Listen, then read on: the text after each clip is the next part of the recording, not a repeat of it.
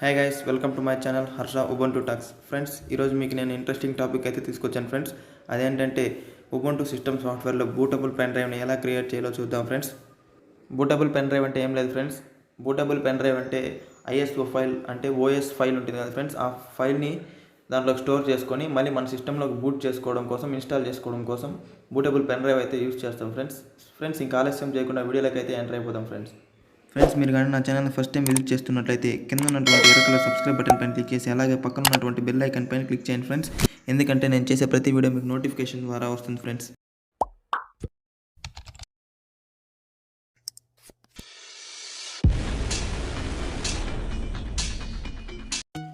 Bootable pen డ్రైవ్ని create చేయడానికి మనకు ఒక అప్లికేషన్ సాఫ్ట్వేర్ అయితే ఉపయోగపడుతుంది ఫ్రెండ్స్. అదేంటంటే gnome-disk ఫ్రెండ్స్.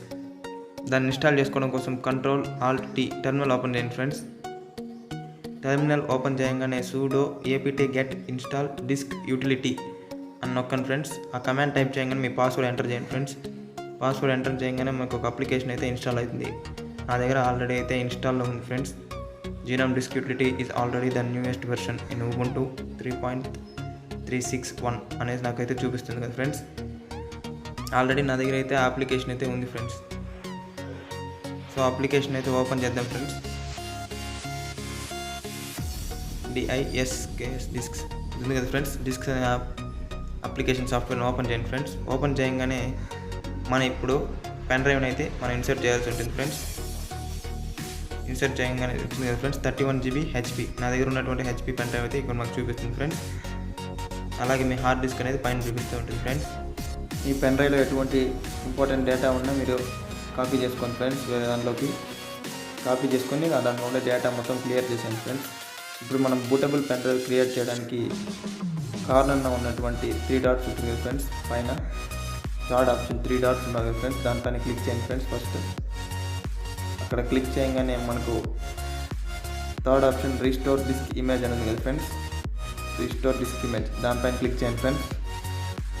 క్లిక్ చేయగానే మనము ఫైల్ అనేది సెలెక్ట్ చేసుకోవాల్సి ఉంటుంది ఫ్రెండ్స్. ఐఎస్ఓ ఫైల్ని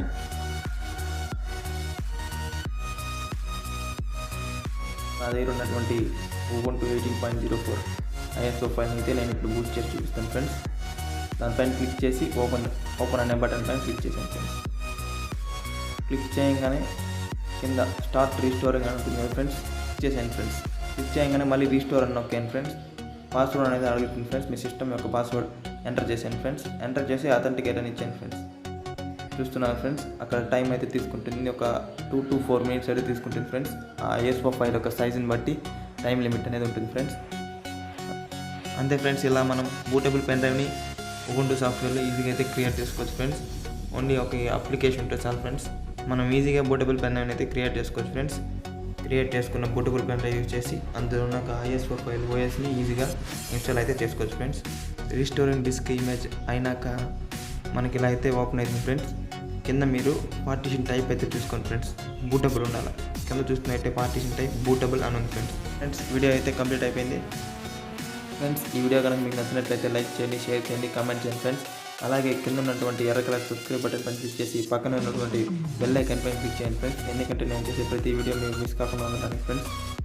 thanks for watching video. This Harsha signing off.